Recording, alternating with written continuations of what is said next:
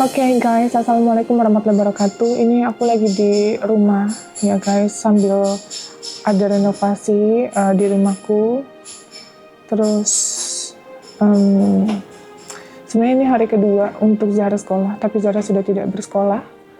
Dan kemarin juga sempat ditanyain sama gurunya terkait Zahra ini mau seperti apa. Jujur aku juga kayak bingung harus gimana, dan aku juga udah sempat nanya sama beberapa pesantren, tapi ternyata pesantren rekomendasi itu masuknya di SMP ya Mbak Uti ya? Di SMP gitu. Jadi Zahra harus 2 tahun dulu untuk menyelesaikan SD-nya baru mulai bisa berpesantren gitu. Nah ini aku mau ngomong sama dia datang ke rumahku, setelah Mbak Rofiko ngomong, kakak aku nggak ada telepon mama dan lain-lain, barulah dia berinisiatif untuk bertemu dengan aku dan mau ketemu, mau ngomong sama aku katanya. Jadi kita mau denger ya, dia mau ngomong apa sih. Oke, kakak mau ngomong apa? Mau minta maaf mama, kalau kakak udah ngecewain mama. Dari kemarin kenapa nggak ada ngehubungin orang tuanya? Aku ganggu mama. Takut ganggu. Ganggu apanya kalau nelfon cuma 1-2 menit? Biasanya juga kalau misalnya nggak ada apa-apa juga telepon kok. Mama lagi ngonten juga telepon biasa aja. Benar nggak? Terus mama mau tanya, kenapa kamu waktu di panti asuhan kemarin mungkin banyak yang nggak tahu, dan masih mungkin banyak juga yang masih nyalain kita semua nih, ya kan? Kamu udah dikasih kesempatan untuk berubah, tapi kamu masih berbohong dan masih ngejelekin mama. Itu kenapa?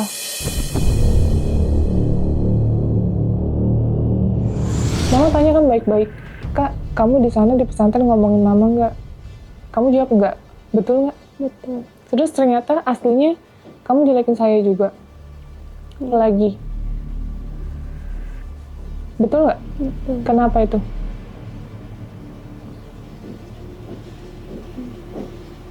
Kakak pas itu diajak ngomong. Terus? Ada yang lihat video kakak. Terus?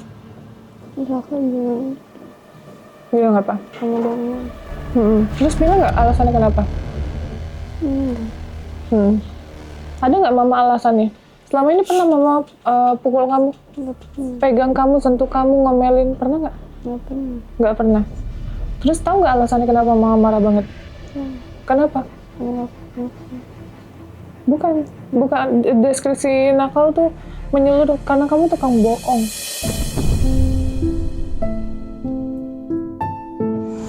Bohong itu bagus nggak? Enggak. Kenapa kamu melakukan terus lagi dan lagi?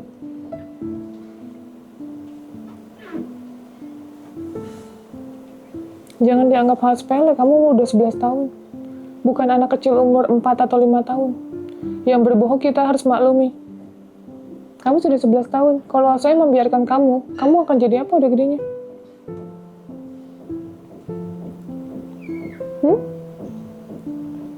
Saya tanya lagi. Kamu selalu iri pertama sama Naila. Ya kan? Kenapa kamu iri sama Naila? Yang harusnya iri adalah Naila sebenarnya. Karena Naila itu adalah anak pertama.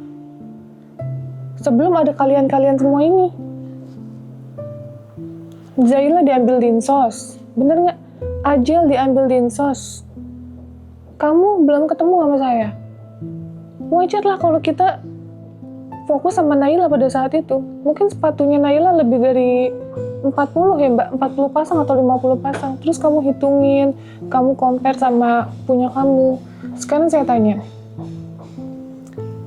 kamu dibeliin iPhone 17 yang terbaru ya, waktu itu baru-baru keluar ya Mbak Uti. Kamu dibeliin, adanya dibeliin nggak? Enggak. Dibeliin iPad keluaran terbaru, adanya dibeliin? Oke. Lebaran dikasih uang 3 juta, adanya dikasih? Enggak. Apalagi mbak, baju setiap kalau mama jalan sama kamu berdua, terus nyalon berdua, kamu pasti dibeliin baju, dibeliin sepatu, adanya dibeliin? Ya, sepatu kamu sekarang udah berapa piece total keseluruhannya? Jam tangan kak. Jam tangan, Imo, G-Shock, Terus udah gitu imonya aja 3 mungkin ya. Terus 1 soalnya dikasih bila, 1 rusak. Aku ingat soalnya karena aku yang beli. Ya, terus G-Shock kemarin harganya berapa? 2 juta. Sorry ya guys, kalau kalian nggak setuju sama saya ya. Teh Novi kenapa perhitungan, kenapa disebut-sebut, ya itu urusan kalian ya. Jadi kalau pribadi saya hanya supaya anak ini sadar dan tahu ya. Anak ini sadar dan tahu bahwa sebenarnya anak ini yang lebih dispesialkan dibanding anak lainnya sebelumnya ya Mbak. Kurang apa? Adik kita jalan hangout berdua, nge-mall, nyalon, pijit-pijit setiap minggu. Ada adiknya diajak? Jarang adiknya diajak. Paling adiknya mainnya apa? Playground. Harusnya dari situ kamu bersyukur. Terus kenapa kamu nggak bisa sayangin saya? Kamu sayang nggak sama saya? Sayang. Hah? Sayang. Kalau bisa sayang kenapa harus ngomongin saya?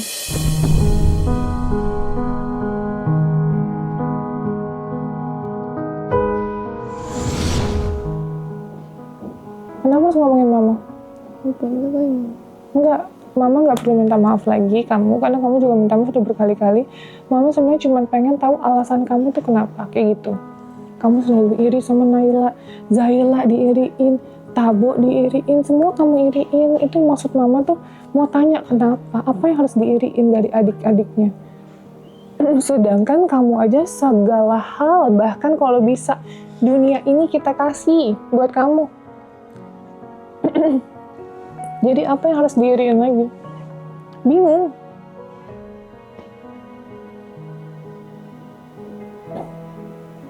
Tugas mama apa?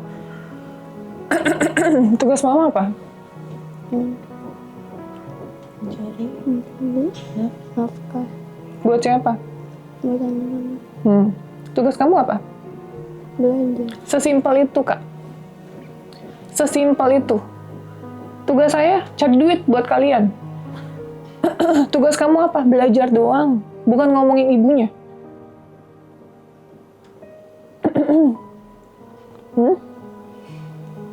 Terus kemarin pada saat umroh ditanya sama Mbak Rofiko, gimana Kak ini untuk mama dan lain-lain, kamu kenapa masih sedih dan kecewa karena nggak ikut umroh? Kenapa?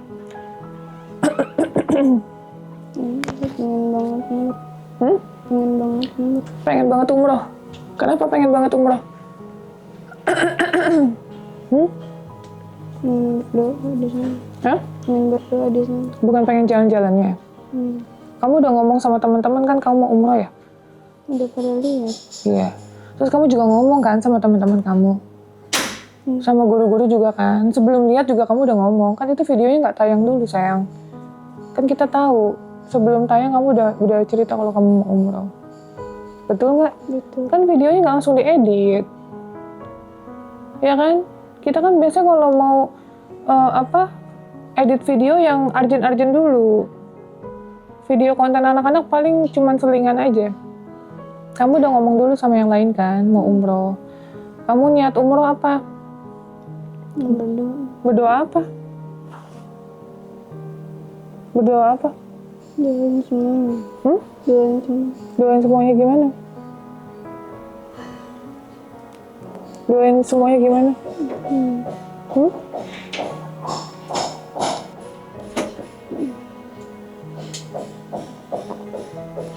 Kamu mau doain semua gimana? Di sini aja, kamu aja kayak gitu sama saya. Kamu perbaiki dulu sikap kamu baru kamu mau umroh. Kamu di sini aja, yang nggak di Mekah, nggak di Madinah. Kamu aja kayak gitu sama saya. Padahal saya yang berjuang buat kamu. Semua hal saya lakuin buat kamu. Saya nggak mau kalian susah. Saya juga nggak tahu umur saya tuh sampai kapan. Sampai pola pikir saya sampai menyelesaikan sekolah kamu kelas 6. Udah dibayar belum? Saya tanya. Udah. Ya, karena saya nggak tahu namanya umur. Saya bisa meninggal dulu. Ya, saya nggak mau anak-anak saya nanti jadi terlantar. Makanya semuanya kita kasih pendidikan deposit tuh supaya nggak ada kesusahan. Kalau saya meninggal nggak ada yang kesusahan, tetap pada bisa jalan. Sakit hati nggak jadi saya? Sakit hati. Sakit hati. Rasanya hancur nggak jadi saya? Hancur. Ya, biar kamu tahu. Jangan dibilang, jangan menormalisasi kamu anak kecil. Kamu 11 tahun udah paham. Kamu 11 tahun udah paham. Kecuali beda konteksnya, saya ngomong sama anak umur 5 tahun. Gitu, karena kamu 11 tahun udah banyak pemahaman orang dewasa menurutku. Gitu. Yang harusnya tugas kamu cuma belajar, kamu ikut campur urusan orang dewasa. Yang notabene juga itu nggak benar semuanya. Bener nggak yang kamu omongin? Nggak perlu ikut campur urusan dewasa. Nggak perlu.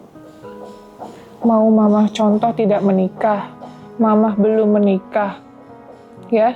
Mau mama sibuk ngurusin kalian kerja, itu urusan mama. Kamu nggak usah mendikte mama belum nikah. Mama belum nikah karena kalian sebenarnya. Kalau mama single nggak punya anak, udah banyak yang ngajakin nikah. Laki-laki juga nih ya, yang pada datang pasti mikir harus membiayai 7 anak. Tanggung jawab saya berat. Kalau saya single, kayak Tante Vio gitu ya, nggak usah mikirin.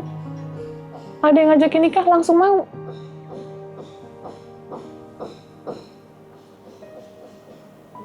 Nggak perlu ngomongin mamanya.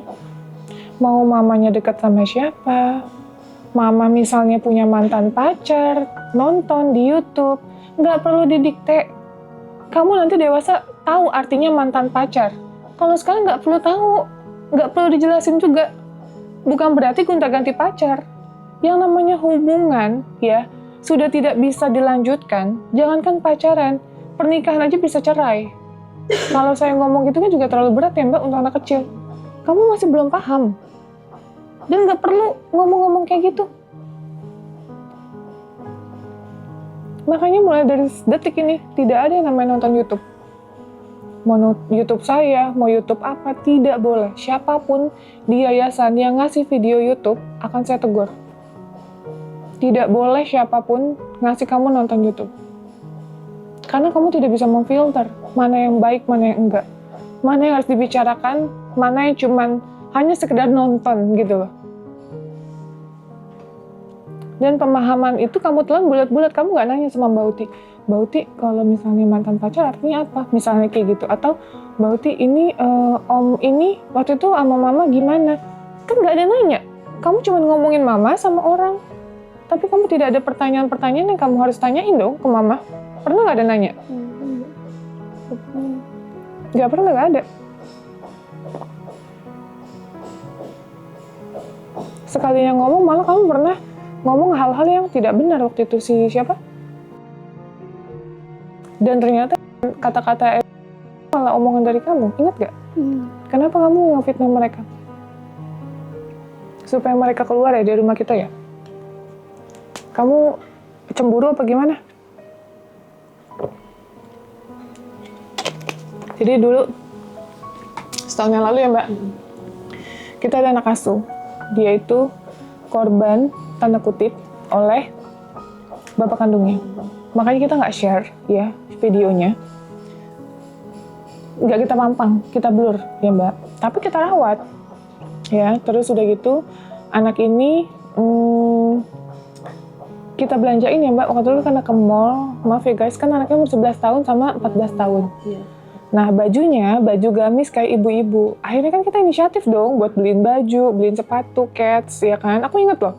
Nah, dia tuh emang udah nunjukin rasa kayak cemburu gitu. Tapi kan aku nggak notice kalau emang cemburunya sampai harus memfitnah gitu loh. Nah, tiba-tiba dia terus sempat ngomong di meja makan sama saya. Kayak, Mama tau nggak, Mama diomongin sama ini. Terus diomongin kalau misalnya Mama ini. Padahal saya tanya tuh anaknya, ya. Dia yang ngomong, bukan dari si anak kakak adik tersebut gitu. Jadi ini kakak adik guys. Nah makanya saya nggak tahu tuh, saya dapat informasi kalau misalnya dia itu sebenarnya cemburu dan nggak mau kasih sayang saya berbagi ke anak-anak yang lain. Ditambah 2 orang yang notabene udah dewasa ya Mbak, gitu sepantaran dia nggak mau, udah cukup lah adiknya gitu. Jadi dia nggak mau kalau harus berbagi lagi gitu. Kenapa Kak kayak gitu?